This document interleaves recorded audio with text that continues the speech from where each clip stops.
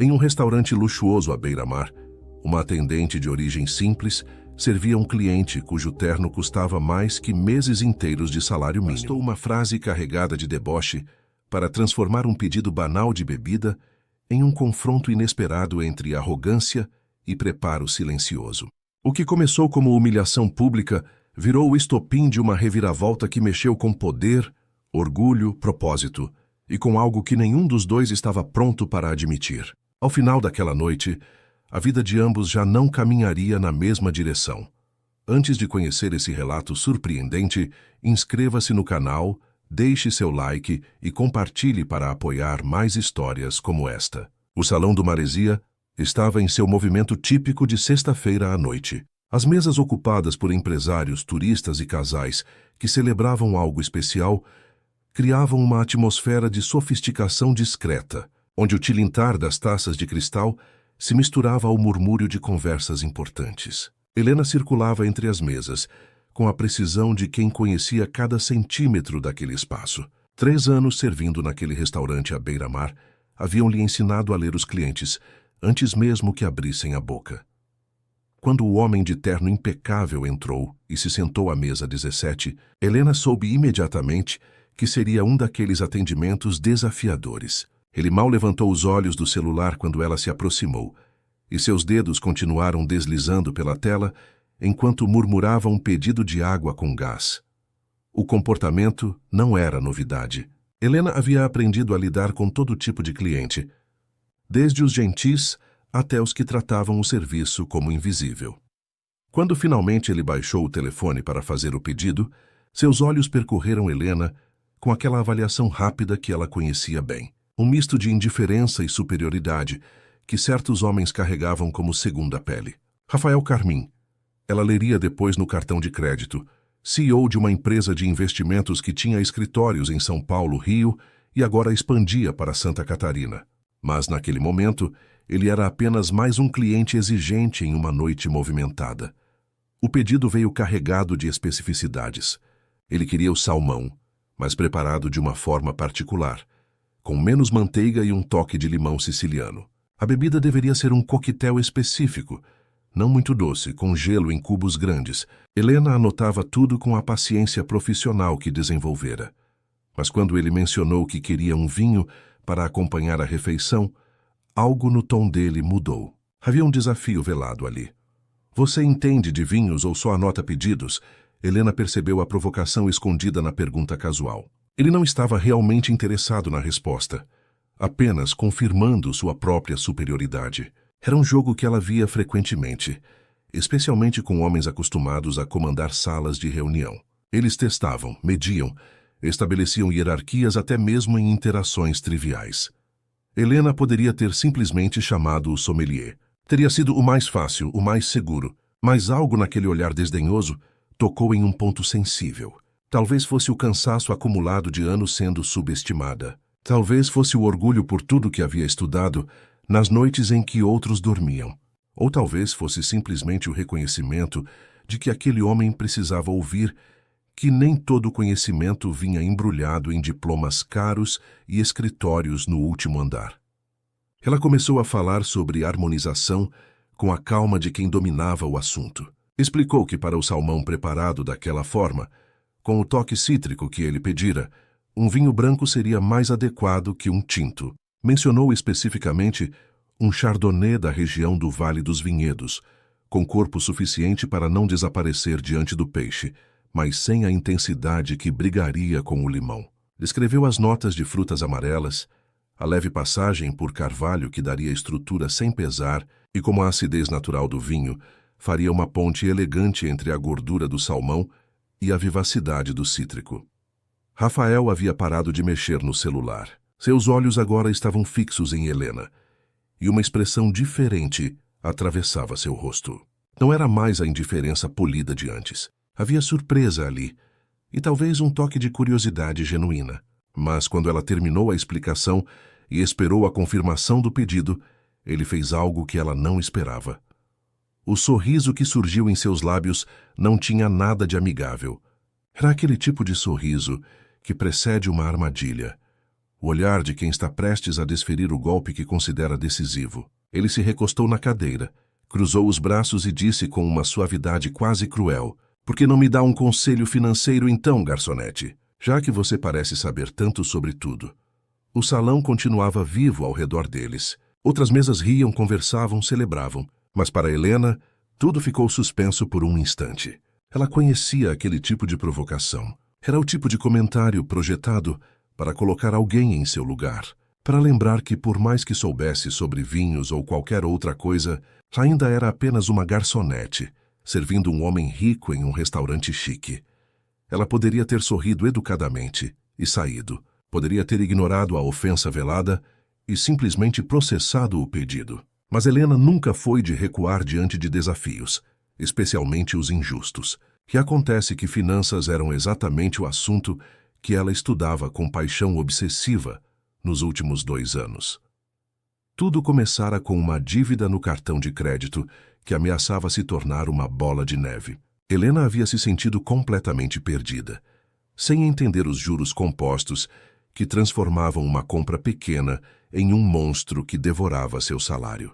Foi então que descobriu vídeos gratuitos sobre educação financeira, podcasts que ouvia no trajeto entre casa e trabalho, textos que lia nas pausas entre um atendimento e outro. O que começou como necessidade virou fascínio.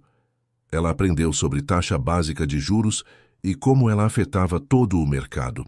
Entendeu a diferença entre renda fixa e variável, entre ações e fundos imobiliários, entre liquidez e rentabilidade. Descobriu que o mundo das finanças não era esse bicho de 7 cabeças que parecia ser, mas sim um conjunto de princípios que qualquer pessoa poderia aprender se tivesse acesso à informação certa.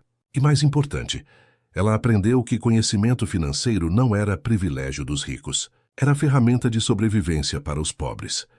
Então, quando Rafael lançou seu desafio disfarçado de piada, Helena não hesitou. Ela começou a falar sobre diversificação de carteira com a mesma naturalidade com que falara sobre vinhos. Explicou os riscos de concentração em um único tipo de ativo, especialmente em momentos de instabilidade econômica. Mencionou como a variação da taxa Selic impactava fundos imobiliários e ações de empresas alavancadas. Falou sobre a importância de ter uma reserva de emergência antes de pensar em investimentos mais arriscados, e como muitas pessoas confundiam rentabilidade passada com garantia futura.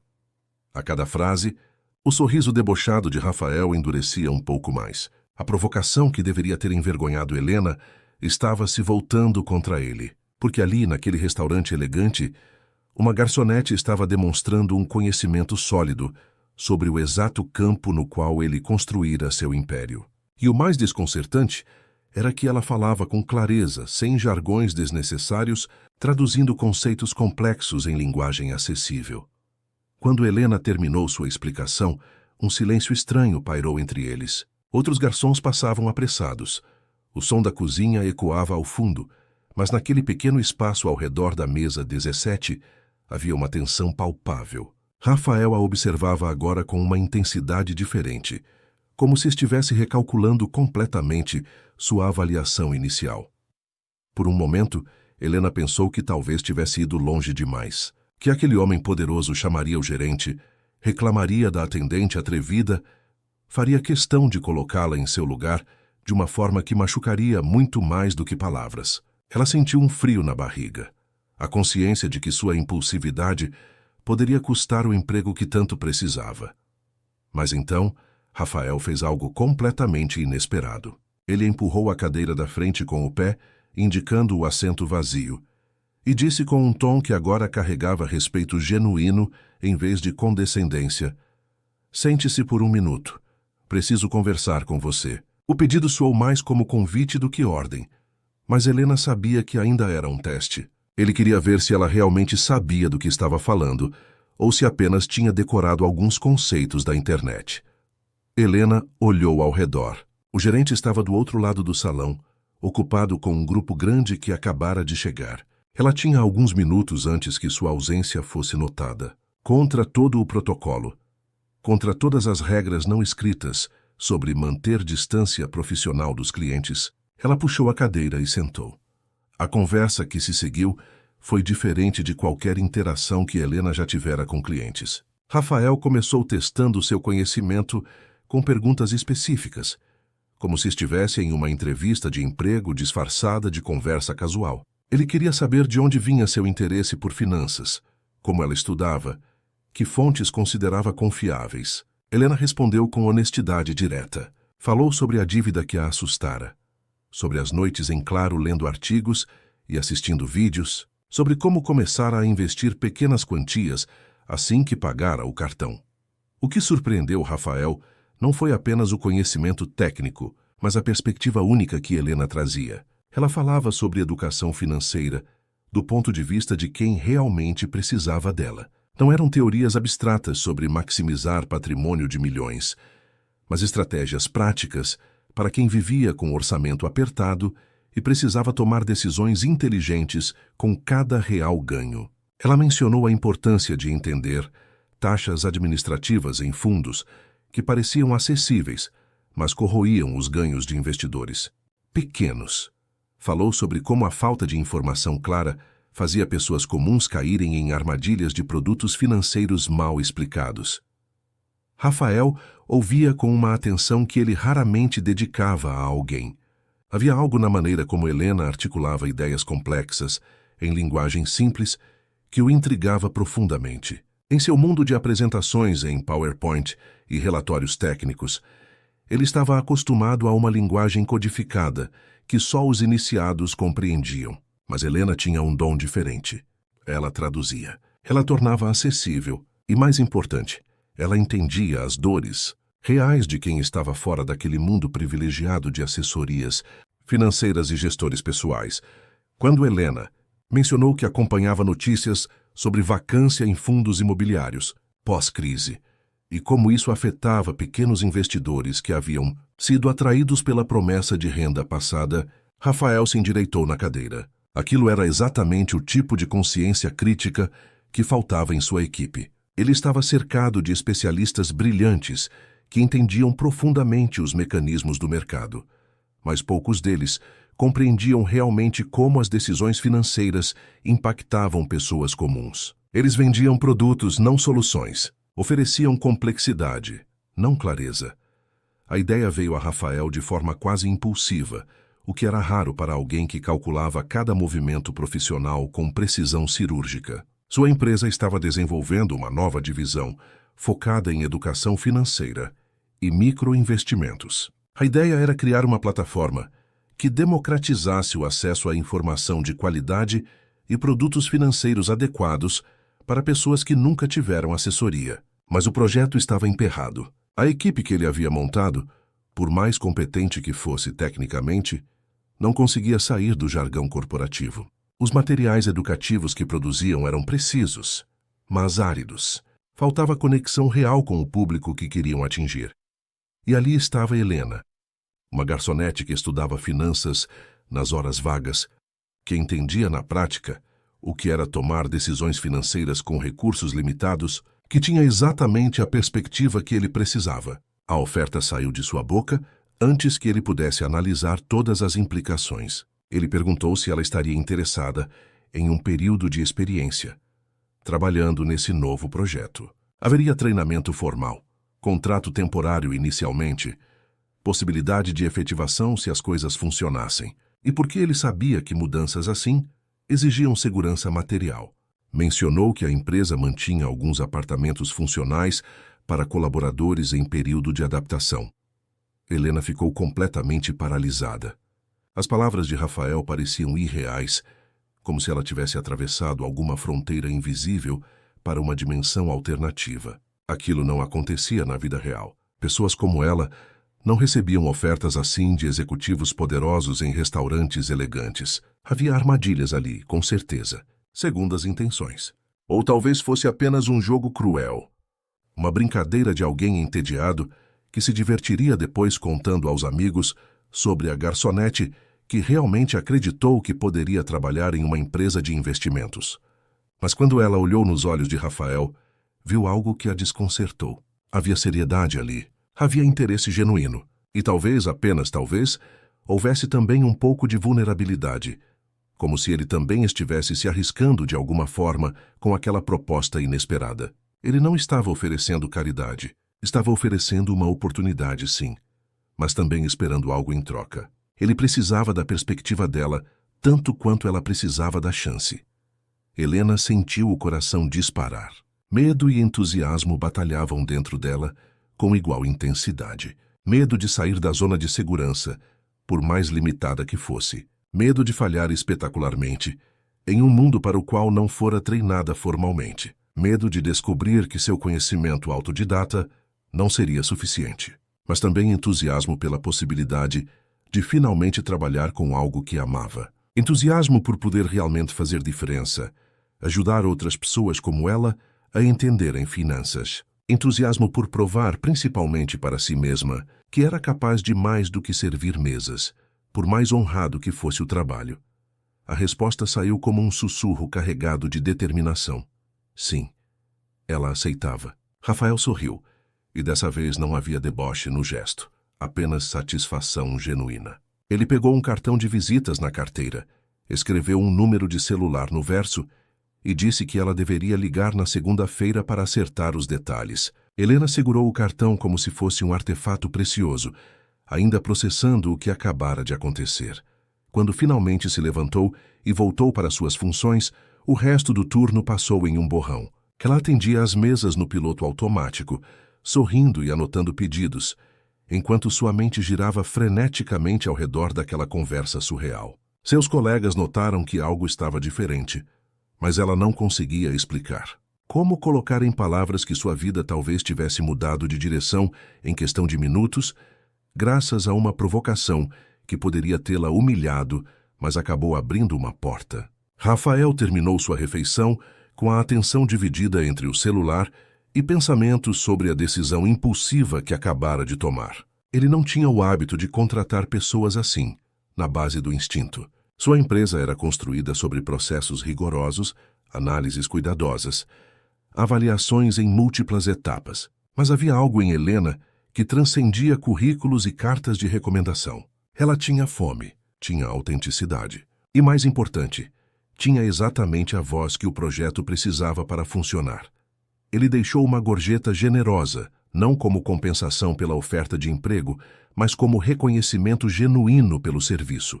Quando Helena trouxe a conta e viu o valor, ela olhou para ele surpresa. Rafael apenas acenou com a cabeça e saiu, deixando para trás uma confusão de sentimentos e perguntas que ela levaria dias para processar completamente. Naquela noite, Helena mal conseguiu dormir. Ela alternava entre acessos de empolgação e crises de pânico. E se fosse um erro? E se ela não fosse boa o suficiente? E se descobrissem que ela não tinha formação formal e a mandassem embora envergonhada? E se aquilo tudo não passasse de uma fantasia elaborada, da qual ela acordaria na segunda-feira, descobrindo que o cartão tinha um número falso? Mas quando o sol nasceu sobre o litoral, iluminando o mar que ela via da janela de seu pequeno apartamento, Helena tomou uma decisão. Ela iria tentar, iria ligar, iria se apresentar naquele escritório e daria o melhor de si. Porque se havia uma coisa que a vida já lhe ensinara, era que oportunidades não batem à porta duas vezes. E quando batem é preciso coragem para abrir. Na segunda-feira de manhã, com as mãos tremendo ligeiramente, ela discou o número que Rafael havia escrito. A assistente que atendeu foi educada, mas formal. Anotou seus dados e marcou uma reunião para quarta-feira. 2 dias de espera que pareceram eternos. Helena usou o tempo para pesquisar tudo o que podia sobre a empresa, Carmim Investimentos, para revisar conceitos que achava importantes, para preparar mentalmente para o que viria. Quando finalmente chegou o dia de atravessar aquele lobby envidraçado que cheirava a dinheiro e ambição, Helena respirou fundo e lembrou a si mesma por que estava ali. Não era para provar nada para Rafael. Era para provar para si mesma que conhecimento, dedicação e coragem podiam abrir caminhos mesmo quando tudo parecia conspirar contra.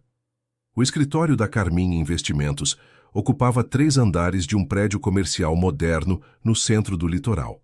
Helena chegou meia hora antes do horário marcado, incapaz de controlar a ansiedade que a fizera acordar às 5 da manhã. Ela usava a roupa mais profissional que tinha, uma calça preta e uma blusa branca que haviam sido sua armadura em entrevistas anteriores. Observando os outros que entravam no prédio, todos com seus ternos impecáveis e bolsas de marca, ela se sentiu como uma impostora prestes a ser descoberta. A recepção no 12º andar era toda em tons de cinza e branco, com detalhes em madeira escura que gritavam sofisticação contida. A recepcionista, uma moça chamada Kiara com sorriso profissional e unhas perfeitamente feitas, pediu que ela aguardasse. Helena sentou em uma das poltronas de couro e tentou parecer calma, mas suas mãos traíam o nervosismo tamborilando levemente sobre a bolsa. Quando Rafael apareceu, ele estava diferente do homem do restaurante. Ainda carregava aquela aura de poder, mas havia também uma energia contida, como se estivesse genuinamente animado com algo. Ele a cumprimentou com um aperto de mão firme e a conduziu através de um corredor, onde pessoas trabalhavam em estações de trabalho abertas, todos imersos em suas telas e conversas urgentes sobre mercado e oportunidades. A sala de reunião para onde ele a levou tinha uma vista espetacular da Bahia. Rafael explicou que havia preparado um contrato de experiência de 3 meses. Ela trabalharia diretamente no projeto de educação financeira, ajudando a desenvolver conteúdo, revisar materiais e trazer a perspectiva do público-alvo que eles queriam atingir. O salário era quase o dobro do que ela ganhava no restaurante e havia benefícios que ela nunca tivera antes. Plano de saúde, vale-refeição e sim, o apartamento funcional estava disponível se ela quisesse. Helena assinou o contrato com uma sensação surreal de estar escrevendo seu nome em um documento que mudaria sua vida. Rafael então a apresentou à equipe do projeto. Eram 5 pessoas, todos com formação em economia ou administração, todos vindos de empresas estabelecidas ou programas de trainee prestigiosos. A tensão foi imediata. Marco, o coordenador do projeto, foi educado, mas claramente cético. Ele era um homem na casa dos 40, com aquela confiança que vem de anos trabalhando no mercado financeiro. Quando Rafael explicou que Helena traria uma perspectiva valiosa por sua experiência pessoal com educação financeira autodidata, Marco sorriu da forma como se sorri para crianças que dizem bobagens adoráveis. Victor, um analista jovem que havia se formado em uma universidade particular renomada, nem tentou disfarçar o desdém. Seus olhos percorreram Helena da cabeça aos pés, catalogando cada detalhe que a marcava como diferente, como alguém que não pertencia ali. Apenas Ana, uma designer que trabalhava na parte visual do projeto, pareceu genuinamente interessada. Ela tinha um jeito acolhedor que contrastava com a formalidade dos outros, e quando fez perguntas sobre a experiência de Helena, havia curiosidade real ali, não apenas cortesia protocolar. Os primeiros dias foram brutais de formas que Helena não havia antecipado. Não havia hostilidade aberta, o que tornava tudo mais complicado. Era tudo muito sutil. Marco pedia sua opinião em reuniões, mas depois seguia em frente, como se ela não tivesse falado. Victor corrigia constantemente seu uso de termos técnicos, mesmo quando ela estava certa, apenas usando vocabulário diferente. Havia olhares trocados quando ela fazia sugestões, aquele tipo de comunicação silenciosa que diz claramente que algo está fora de lugar. Helena chegava em casa todas as noites exausta emocionalmente. Ela havia se mudado para o apartamento funcional, um espaço pequeno, mas confortável a 10 minutos do escritório. Ali sozinha, ela permitia que a armadura caísse. Chorava às vezes, questionando se havia cometido um erro terrível. No restaurante, ela sabia exatamente quem era e o que precisava fazer. Ali, sentia-se constantemente na defensiva, provando seu valor a cada interação. Mas Helena não havia sobrevivido a todos os desafios de sua vida, sendo alguém que desistia facilmente. Ela começou a chegar ao escritório 1 hora antes de todos. Usava esse tempo para estudar os materiais que a equipe havia produzido, para entender a linguagem interna, para se preparar para as reuniões. Ela tomava notas meticulosas de tudo, criando seu próprio glossário de termos e conceitos, que ainda não dominava completamente. E lentamente, começou a encontrar sua voz. Em uma reunião sobre materiais educativos, quando Marco apresentou um texto explicando fundos de investimento, Helena levantou a mão. Ela apontou que o texto embora tecnicamente correto, usava uma linguagem que assumia conhecimento prévio. Palavras como rentabilidade, liquidez e volatilidade apareciam sem nenhuma contextualização. Para alguém que nunca tivera contato com educação financeira, aquilo seria como ler em outro idioma. Marco começou a argumentar que não podiam simplificar demais, que havia um padrão de comunicação no mercado. Mas Rafael, que estava presente naquela reunião, pediu que Helena elaborasse. E ela fez exatamente isso. Explicou que não se tratava de simplificar ao ponto de infantilizar, mas de construir pontes, de começar com situações cotidianas que as pessoas reconheciam e então introduzir os conceitos técnicos. Por exemplo, em vez de começar falando sobre liquidez como conceito abstrato, podia-se comparar com ter dinheiro guardado no cofrinho versus ter investido na reforma da casa. Um você acessa imediatamente, o outro está comprometido. Algo mudou na sala naquele momento. Hannah começou a tomar notas entusiasmada. Marco ainda parecia resistente, mas havia uma ruga de consideração em sua testa. Victor continuou cético, mas ao menos não interrompeu. E Rafael sorria daquela forma que Helena estava começando a reconhecer. Aquela mistura de satisfação e validação por ter tomado a decisão certa. A partir dali, Helena começou a encontrar seu espaço. Ela se tornou a pessoa que traduzia. Quando a equipe criava algo muito técnico, ela era chamada para revisar e adaptar. Descobriu que tinha um talento especial para criar exemplos práticos. Onde outros falavam de diversificação em termos abstratos, ela sugeria a metáfora da feira do bairro. Você não coloca todo o seu dinheiro em um único tipo de verdura, porque se aquela safra falhar, você fica sem nada. Você distribui, pega um pouco de cada coisa, garante que sempre terá opções. Os exemplos ressoavam. Ana começou a transformá-los em infográficos visuais que realmente funcionavam. Até Marco admitiu, embora relutantemente, que a abordagem estava tornando o material mais acessível. O projeto começou a ganhar forma de uma maneira que não acontecia antes da chegada de Helena. Havia vida ali agora, conexão humana que faltava nos textos anteriores. Mas nem tudo era resistência vencida e aceitação conquistada. Victor permanecia como um espinho constante. Ele questionava cada contribuição de Helena, não de forma construtiva, mas com aquela acidez que tinha apenas um objetivo: desqualificar. Em reuniões, ele fazia comentários sobre como certas ideias eram interessantes para público leigo, com uma ênfase no leigo que deixava claro o insulto. Quando Helena sugeria algo, ele imediatamente apresentava uma versão mais complicada, como se complexidade fosse sinônimo de competência.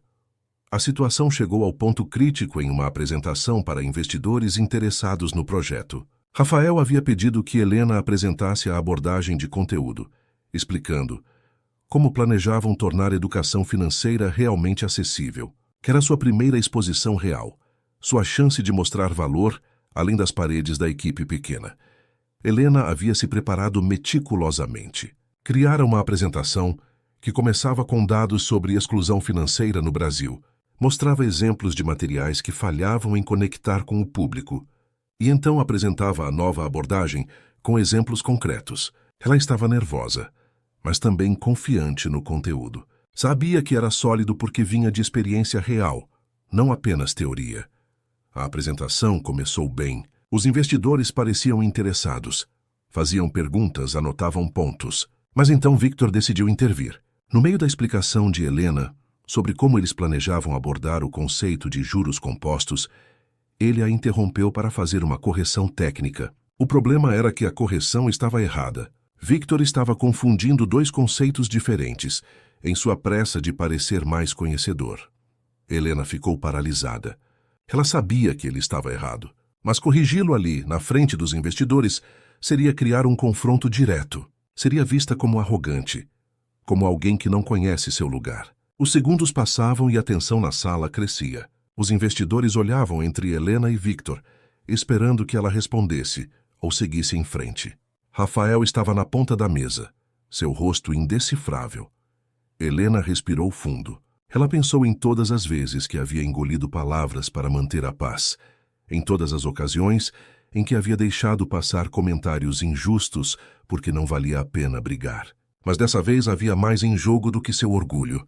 Havia a credibilidade do projeto, a confiança dos investidores, e sim, havia também sua própria integridade profissional. Ela não podia deixar informação errada passar como verdade, não quando o propósito de todo aquele trabalho era justamente oferecer informação precisa e honesta.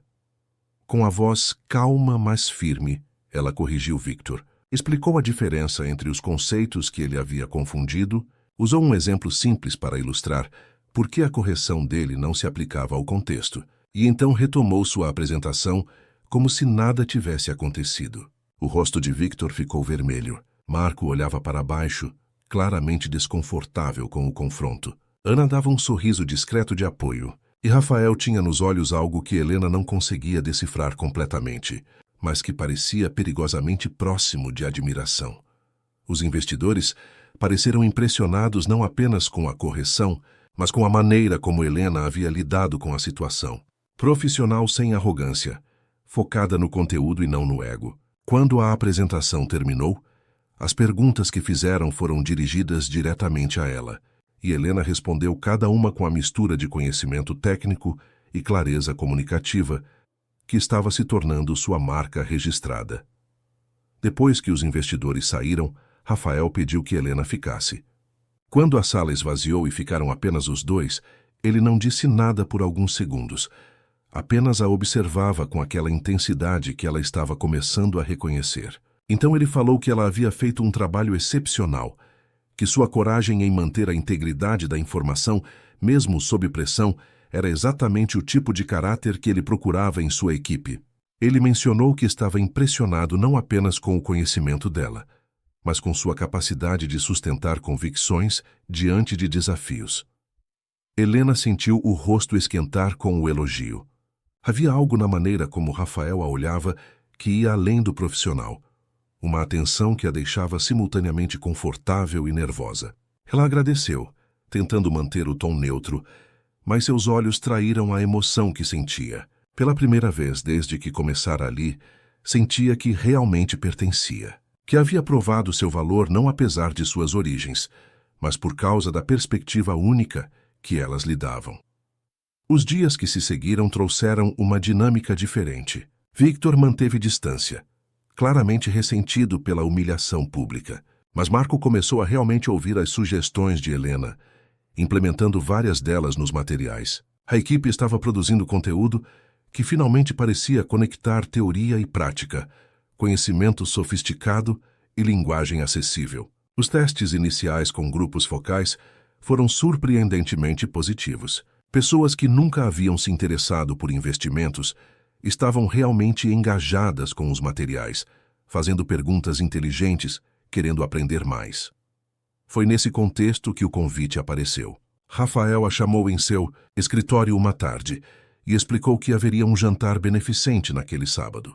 Era um evento importante para networking, onde estariam presentes investidores potenciais, parceiros estratégicos e figuras influentes do mercado financeiro local.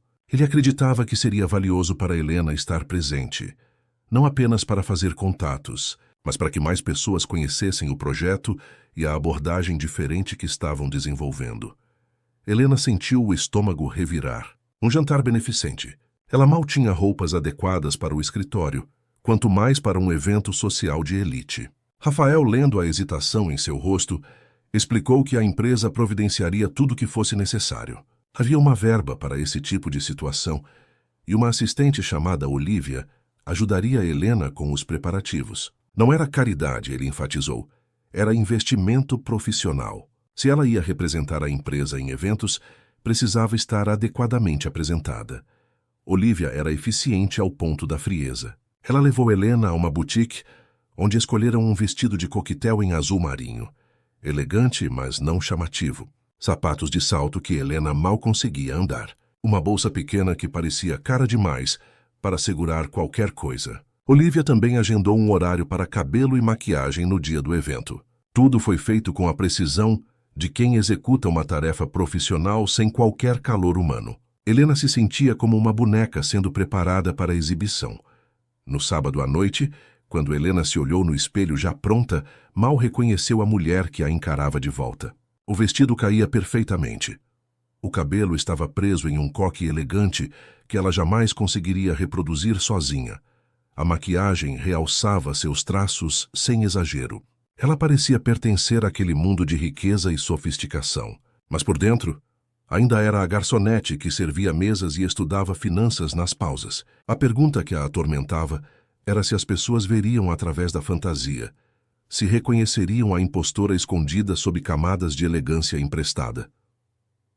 Rafael a buscou pessoalmente. Quando ela abriu a porta do apartamento e ele a viu, algo passou pelo rosto dele que fez o coração de Helena pular uma batida. Não era apenas aprovação profissional, era admiração genuína. Talvez até algo mais profundo que nenhum dos dois estava pronto para nomear. Ele a cumprimentou dizendo que ela estava impecável, mas seus olhos diziam mais do que as palavras. O jantar acontecia em um clube náutico com vista para a baía. Barcos luxuosos balançavam docemente nas docas, suas luzes refletindo na água escura. Dentro do salão, mulheres em vestidos de gala e homens em smoking circulavam com taças de champanhe, suas risadas polidas ecoando em um ambiente que cheirava a dinheiro e influência. Helena sentiu a conhecida sensação de não pertencimento. Mas dessa vez havia Rafael ao seu lado, sua presença sólida como âncora.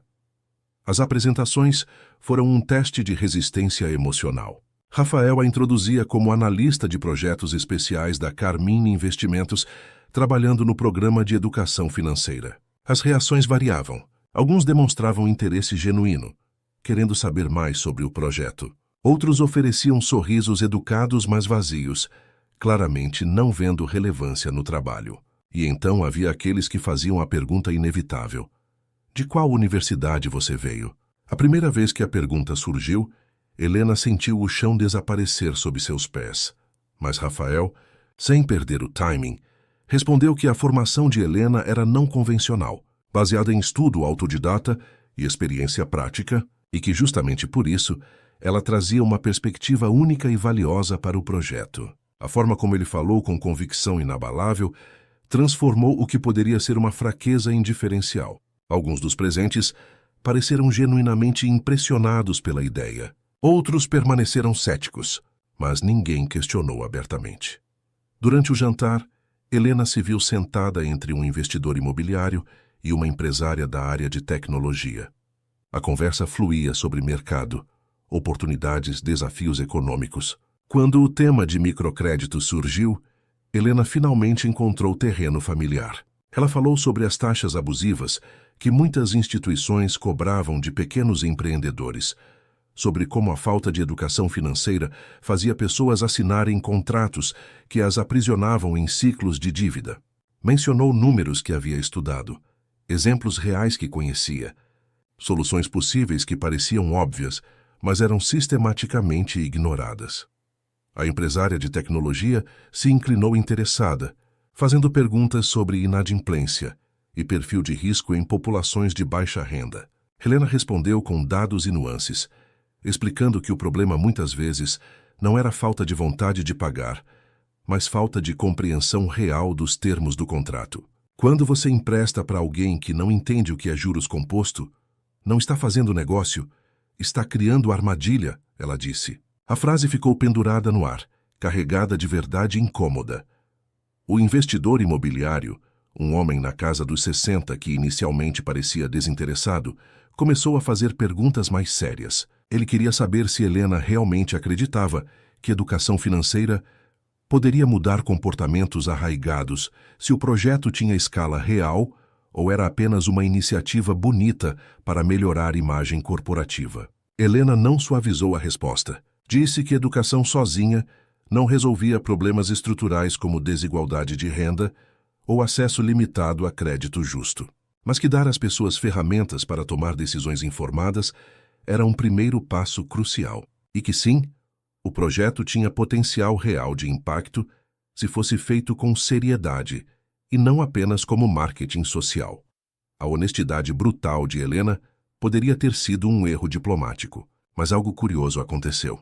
As pessoas ao redor da mesa pararam de falar e começaram a ouvir. Havia autenticidade em suas palavras que contrastava com a diplomacia cuidadosa típica daqueles eventos. Ela não estava tentando impressionar ou vender nada.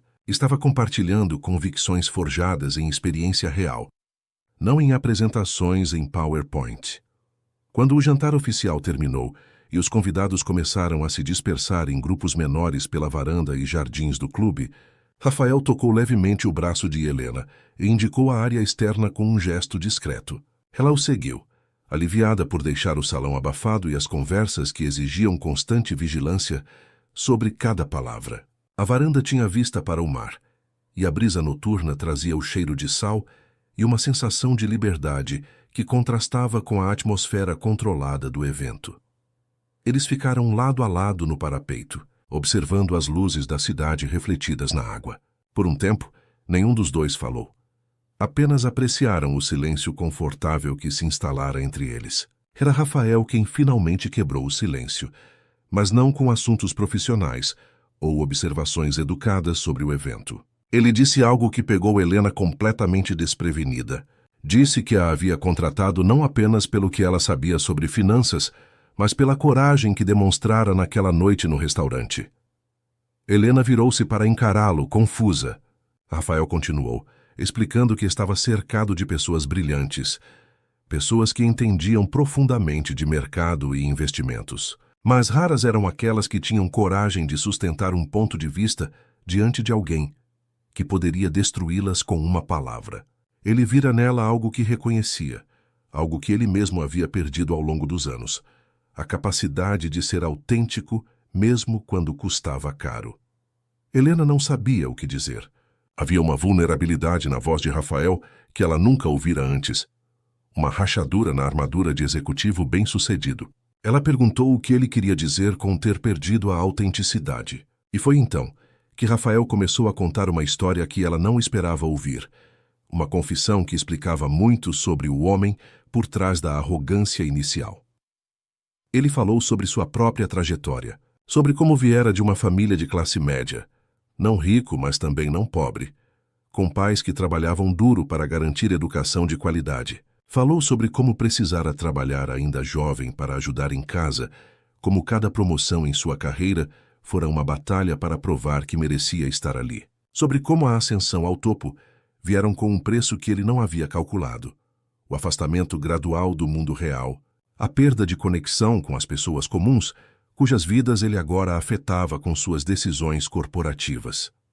Mas o que realmente mudou o tom da conversa foi quando Rafael mencionou alguém.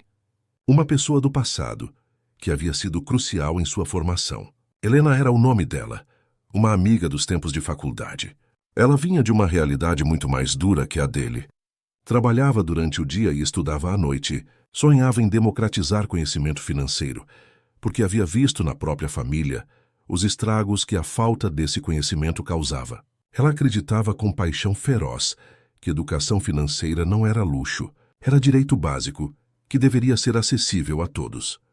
A voz de Rafael ficou mais baixa quando ele contou como Helena havia morrido em um acidente de carro logo depois da formatura, como aquele acontecimento o devastara de maneiras que levou anos para processar, como ele havia canalizado a dor em ambição desenfreada, construindo um império financeiro, mas perdendo no caminho o propósito que ela tanto defendia. O projeto de educação financeira que Helena agora ajudava a desenvolver não era apenas uma iniciativa corporativa. Era uma tentativa tardia de honrar a memória e os ideais de alguém que ele havia amado e perdido. Helena sentiu lágrimas queimar em seus olhos. De repente, tantas coisas faziam sentido. A provocação inicial no restaurante não fora apenas arrogância vazia, mas uma espécie de teste inconsciente. A contratação impulsiva não fora loucura, mas reconhecimento de algo familiar. A defesa constante dela contra céticos no escritório não era favorecimento, mas Rafael tentando dar a outra pessoa a chance que ele não pudera dar a Helena. Ela tocou gentilmente o braço dele, um gesto de conforto que transcendia hierarquias profissionais. Disse que lamentava profundamente pela perda dele, mas que Helena ficaria orgulhosa do que ele estava tentando construir agora, que nunca era tarde para retomar um propósito, para corrigir rumos, para usar poder e recursos em favor do que realmente importava. As palavras saíram sinceras, sem artifício, e Rafael se virou completamente para ela. Por um momento, o mundo ao redor desapareceu. Não havia mais o jantar beneficente, os investidores, as hierarquias corporativas. Havia apenas dois seres humanos compartilhando verdades profundas sob um céu estrelado. Rafael admitiu que desde que Helena entrara em sua vida, ele sentia uma energia que não experimentava há anos, como se tivesse acordado de um sono longo e cinzento. Ela o fazia lembrar de quem ele fora antes da ambição consumir tudo, antes do dinheiro se tornar a única métrica de sucesso.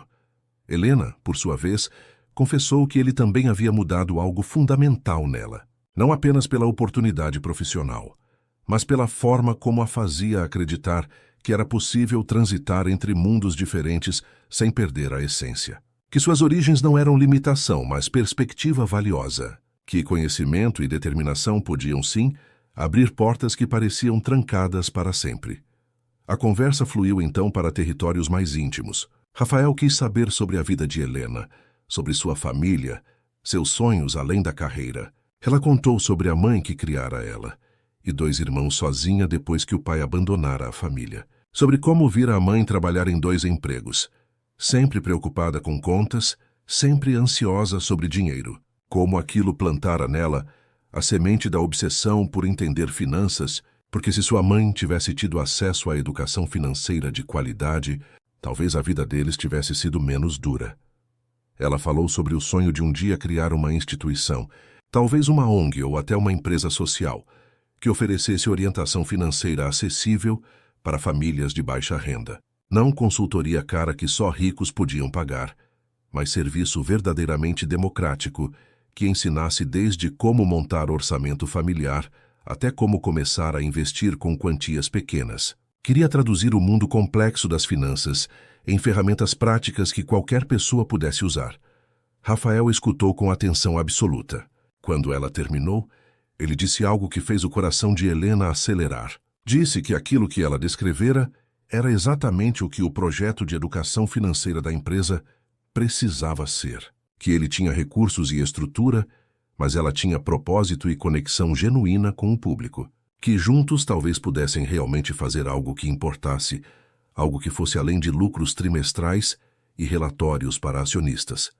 Mas então ele acrescentou algo mais. Disse que admirava profundamente a clareza dela sobre seus valores, sobre o que era importante, que nos últimos anos ele havia perdido essa bússola moral, tomando decisões baseadas apenas em retorno financeiro, esquecendo que algumas coisas tinham valor que não cabia em planilhas. Olhando para ela ali, sob as estrelas, ele sentia que estava reencontrando aquela parte perdida de si mesmo.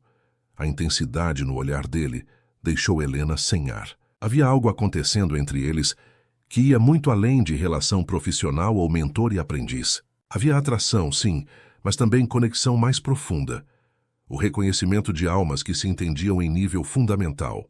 Mas ambos sabiam que aquilo era território perigoso. Havia diferenças de poder evidentes. Ela era subordinada dele. Qualquer coisa além do profissional seria complicado de maneiras que nenhum dos dois estava preparado para lidar. Foi Helena quem recuou primeiro, criando distância física segura, enquanto comentava sobre a vista linda. Rafael entendeu o gesto pelo que era, um limite necessário, pelo menos por enquanto. Ele concordou sobre a vista e sugeriu que voltassem ao evento antes que sua ausência fosse notada e gerasse especulações indesejadas. Mas enquanto caminhavam de volta, ele disse baixinho que aquela conversa significara muito para ele, que era raro encontrar alguém com quem pudesse ser genuíno. Helena apenas assentiu, não confiando na própria voz, porque ela sentia o mesmo, e isso a assustava tanto quanto a emocionava. De volta ao salão, eles se separaram naturalmente, circulando entre grupos diferentes, mantendo as aparências profissionais. Mas algo havia mudado fundamentalmente naquela noite. Uma linha havia sido cruzada, mesmo que nenhum dos dois admitisse abertamente. E ambos sabiam que não havia como voltar atrás. Não havia como fingir que aquela conexão não existia.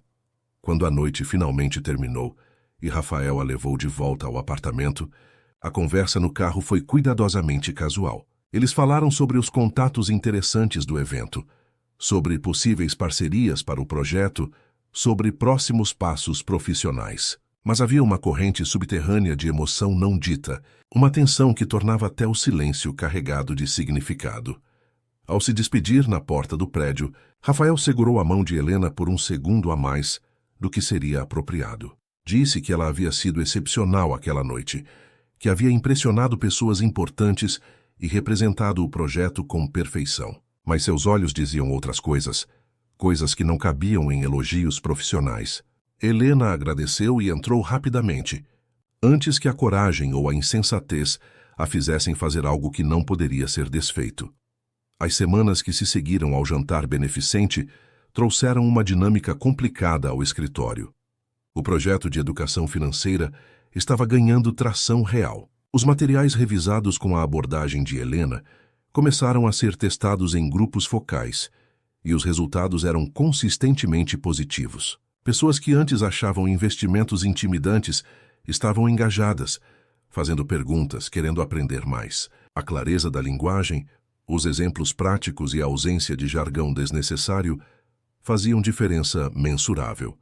Mas o sucesso trouxe sua própria complicação. Quanto mais visível o trabalho de Helena se tornava, mais evidente ficava sua influência no projeto. E isso gerava reações diversas. Hannah havia se tornado uma aliada genuína, alguém em quem Helena podia confiar.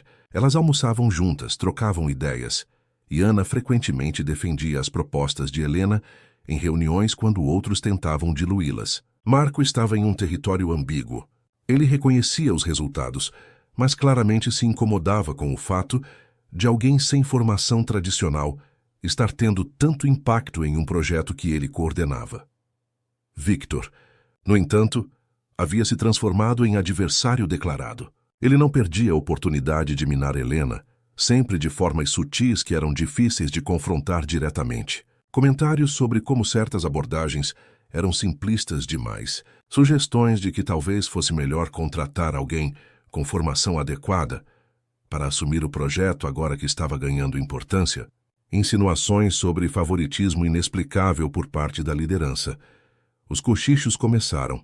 Helena percebia olhares especulativos quando entrava em salas de reunião, conversas que paravam abruptamente quando ela se aproximava. Havia uma narrativa sendo construída, e ela não era lisonjeira. As pessoas começavam a questionar por que Rafael dedicava tanto tempo pessoal ao projeto, por que estava tão envolvido em detalhes que normalmente delegaria, e, inevitavelmente, começaram a especular sobre a natureza da relação entre ele e Helena. A verdade era que Rafael realmente estava mais envolvido do que seria típico. Ele participava de reuniões semanais sobre o projeto, revisava materiais pessoalmente, fazia questão de estar presente em apresentações importantes. Dizia que era porque aquilo era prioridade estratégica para a empresa, um diferencial competitivo real. Mas Helena sabia, e suspeitava que outros também sabiam, que havia mais por trás daquela atenção. A tensão entre eles era palpável sempre que ficavam sozinhos.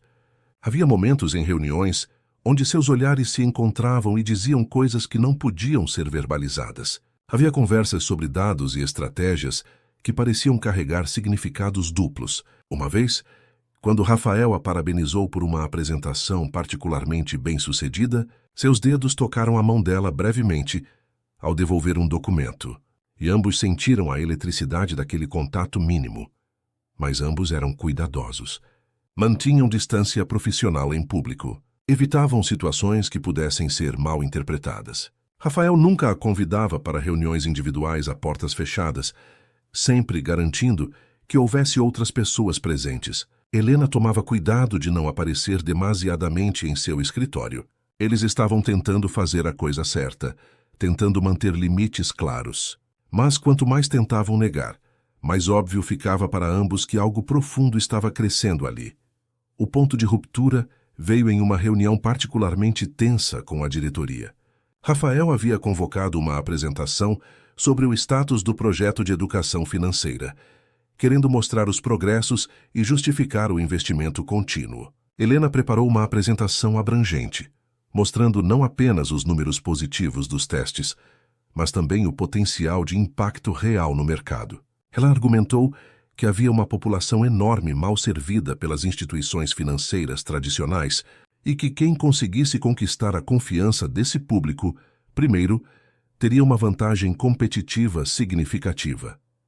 Tudo estava indo bem até que um dos diretores, um homem chamado Luca, com reputação de ser particularmente difícil, começou a fazer perguntas provocativas. Ele questionou a viabilidade econômica de servir clientes de baixa renda, perguntou se aquilo não era apenas marketing social sem retorno real. Quando Helena respondeu com dados concretos sobre o potencial de mercado, ele cortou bruscamente e disse que aquilo tudo era muito bonito em teoria, mas que ele tinha dúvidas se alguém sem formação acadêmica realmente entendia as complexidades envolvidas. O silêncio que se seguiu foi ensurdecedor.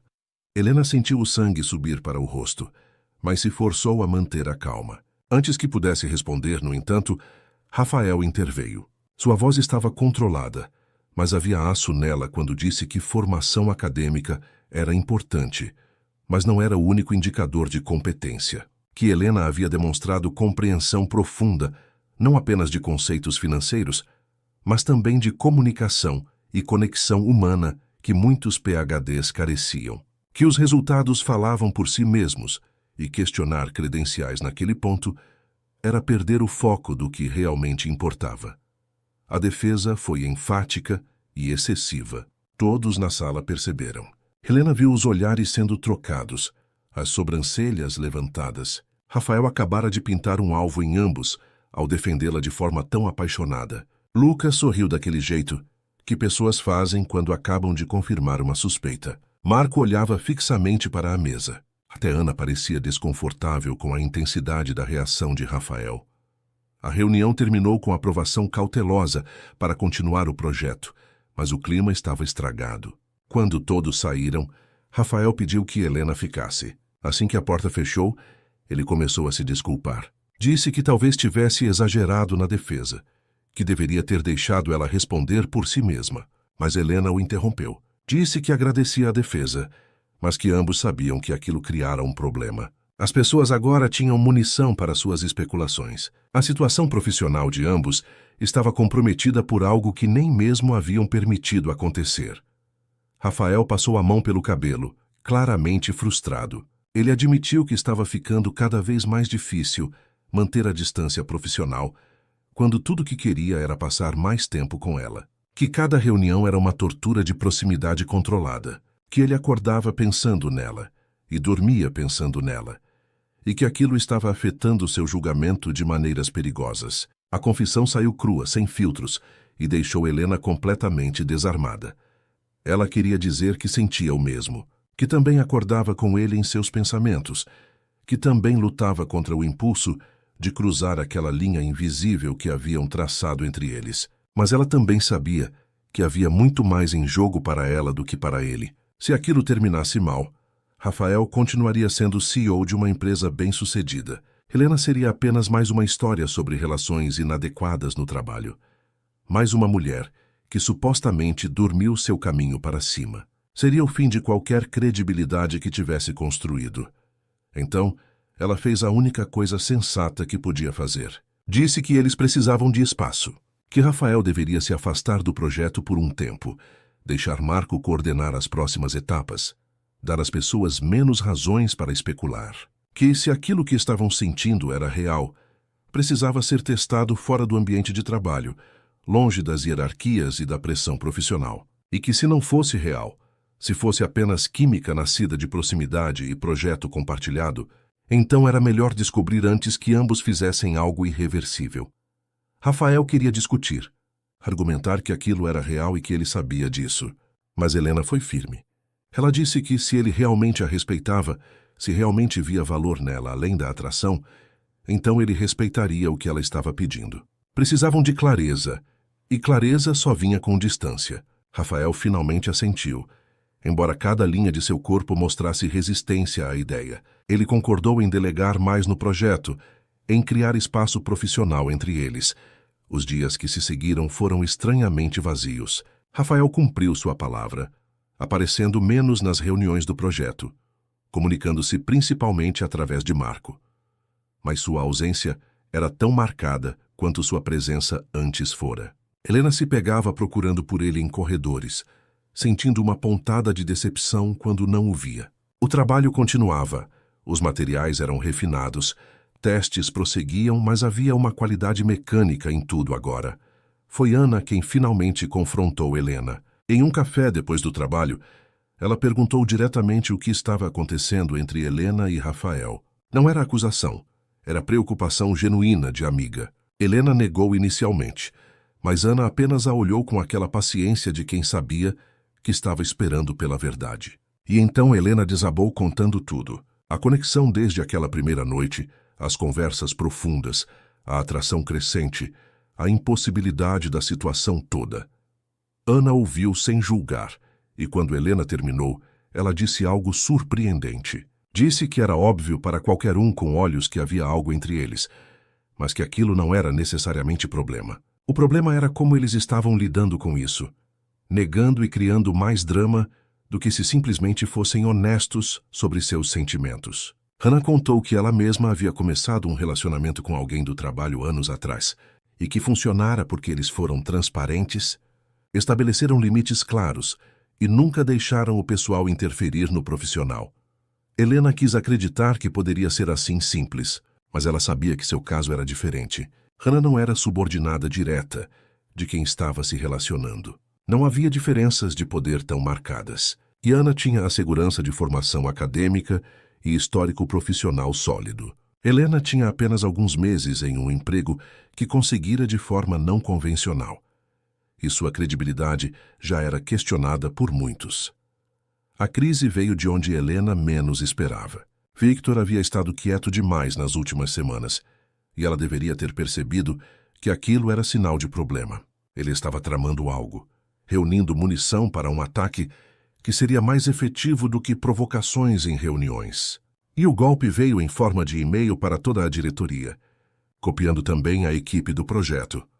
No e-mail, Victor expressava preocupação formal sobre irregularidades no processo de contratação e favorecimento inadequado. Ele citava políticas da empresa sobre conflitos de interesse, mencionava a falta de qualificações formais de Helena em comparação com outros candidatos que poderiam ter sido considerados para a posição. E então, no parágrafo mais devastador, ele sugeria que a proximidade entre Helena e Rafael levantava questões sobre a propriedade da relação profissional e se decisões estavam sendo tomadas por mérito ou por razões pessoais. Helena leu o e-mail com mãos trêmulas. Seu pior pesadelo estava se materializando. Não importava que ela tivesse trabalhado incansavelmente, que os resultados do projeto fossem mensuravelmente positivos, que ela tivesse provado seu valor repetidamente. Uma insinuação de impropriedade era suficiente para manchar tudo.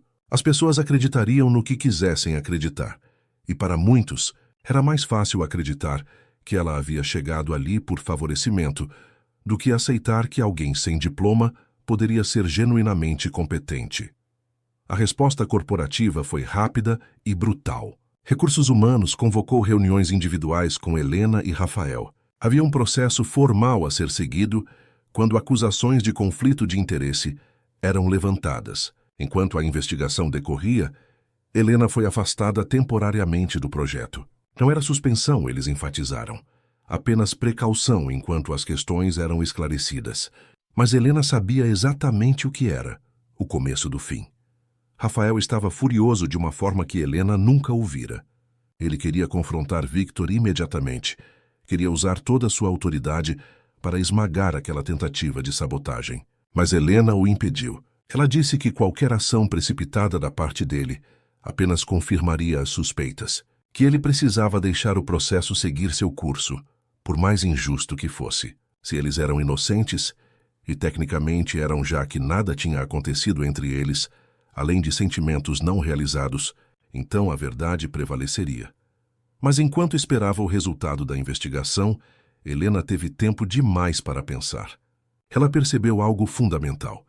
Mesmo que fosse inocentada, mesmo que ficasse provado que não houve nenhuma impropriedade, sua posição na empresa estava permanentemente comprometida. Sempre haveria dúvidas, sempre haveria especulações. E pior, ela teria que conviver com a tensão constante entre o que sentia por Rafael e o que era profissionalmente apropriado. Aquilo não era sustentável.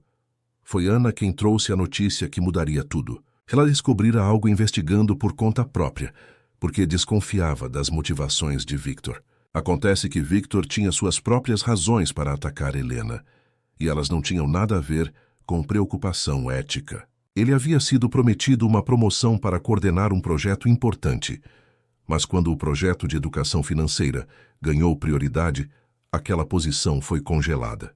Victor culpava Helena por ter desviado atenção e recursos para algo que ele considerava menos importante. Não era sobre integridade corporativa, era sobre ressentimento mesquinho.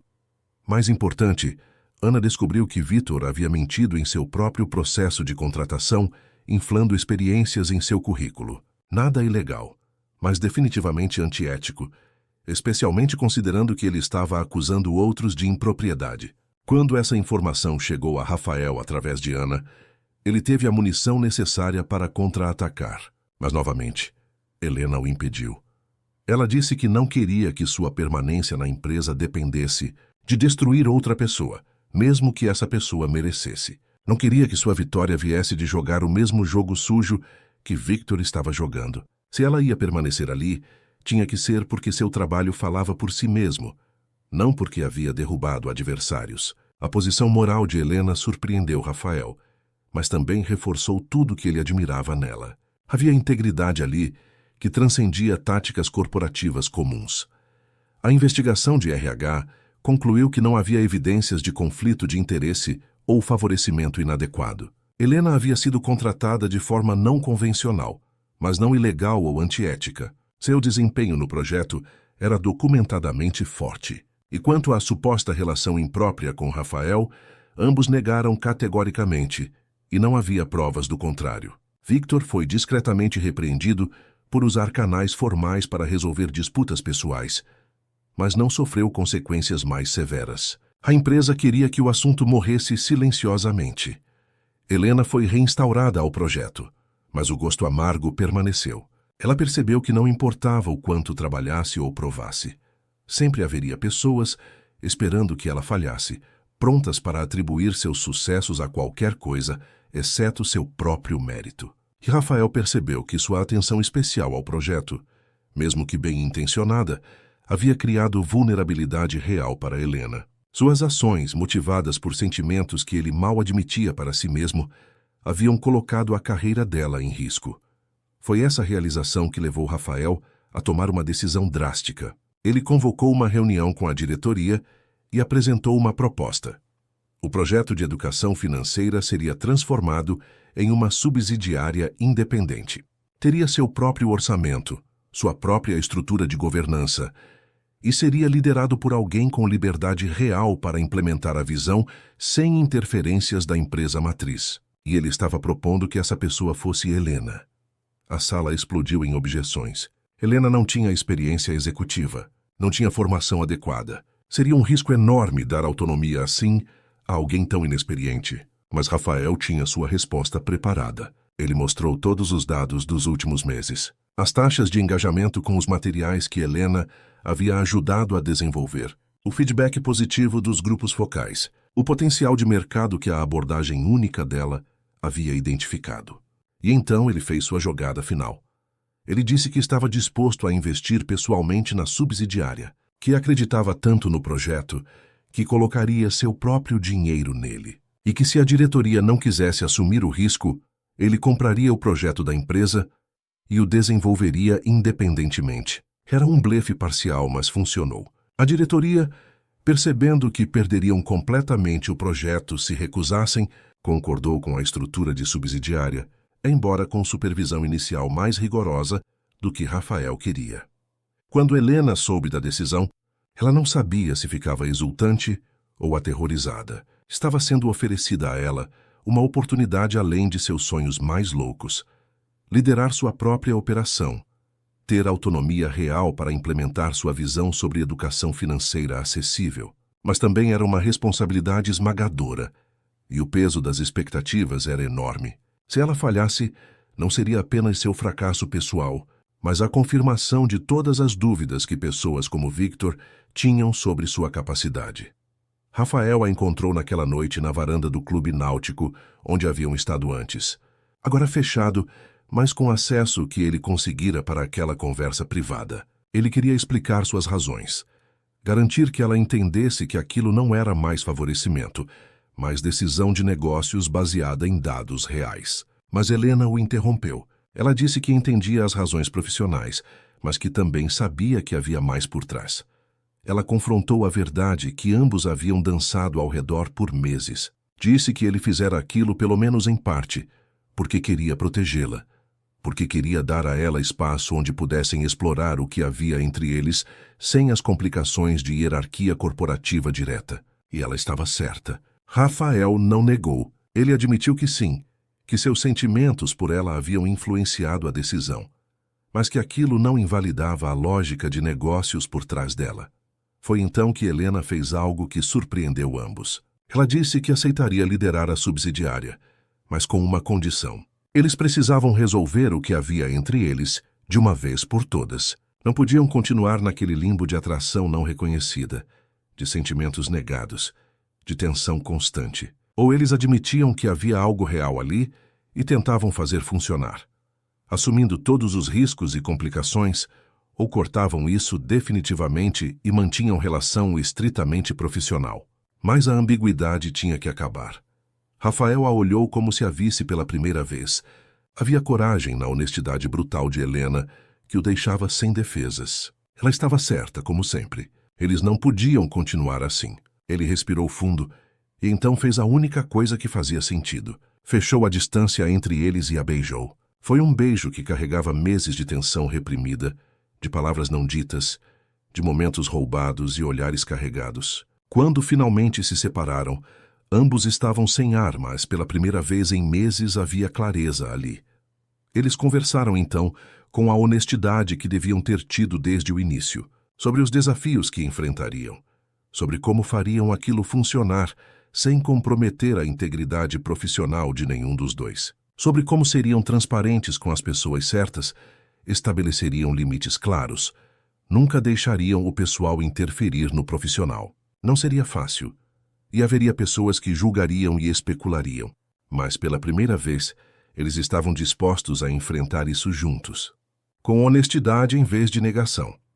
18 meses depois, Helena estava no palco de um auditório lotado, apresentando os resultados da subsidiária de educação financeira, em uma conferência sobre inclusão financeira. A sala tinha gestores de bancos, representantes de ONGs, acadêmicos e empreendedores sociais. Ela não usava mais o nervosismo de quem se sentia impostora. Agora falava com a confiança de quem havia provado seu valor repetidamente, de quem tinha resultados concretos para mostrar.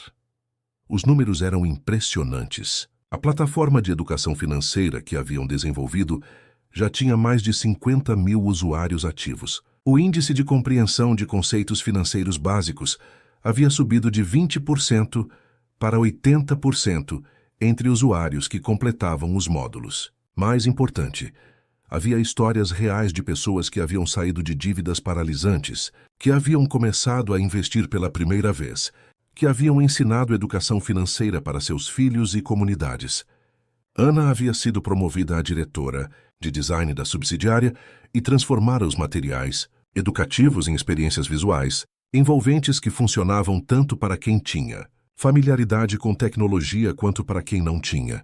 Marco, depois de alguma resistência inicial, havia se tornado aliado valioso, trazendo rigor analítico que complementava a intuição de Helena. Até Victor havia eventualmente saído da empresa, encontrando sua própria trajetória em outro lugar, e Helena não sentia nenhuma satisfação mesquinha com isso, apenas alívio pela ausência de conflito constante. A subsidiária havia atraído investimentos de fundos de impacto social que viam valor tanto no retorno financeiro quanto no retorno social. Eles haviam expandido além do litoral, abrindo operações em outras capitais, sempre mantendo a mesma filosofia. Educação financeira não era privilégio, era direito que deveria ser acessível a todos. Os produtos financeiros que ofereciam eram desenhados com transparência radical, sem letras pequenas enganosas, sem taxas escondidas, sempre com educação embutida no processo. Rafael assistia da primeira fila, e o orgulho em seus olhos era inconfundível. A relação deles havia se tornado pública, de forma gradual e cuidadosa. Primeiro, haviam informado o RH e estabelecido protocolos claros sobre separação de responsabilidades profissionais. Como Helena agora liderava uma subsidiária independente e reportava a um conselho, não mais diretamente a Rafael, as questões de conflito de interesse eram minimizadas. Mas mesmo assim, eles foram transparentes com a equipe, enfrentaram as especulações de frente e deixaram que seu trabalho falasse por si. Não havia sido fácil. Houve julgamentos, comentários maldosos, especulações sobre se Helena realmente merecia sua posição ou se era apenas porque estava com Rafael. Mas com o tempo, à medida que os resultados da subsidiária continuavam impressionantes, as vozes críticas foram diminuindo. Ficava cada vez mais difícil argumentar que Helena estava ali por favoritismo, quando havia 50.000 pessoas beneficiadas por seu trabalho. Pessoalmente, eles haviam encontrado um equilíbrio delicado, mas funcional. Mantinham o profissional e o pessoal em compartimentos separados, com regras claras sobre não discutir decisões de negócios em momentos íntimos e vice-versa. Não foi sempre perfeito. Houve discussões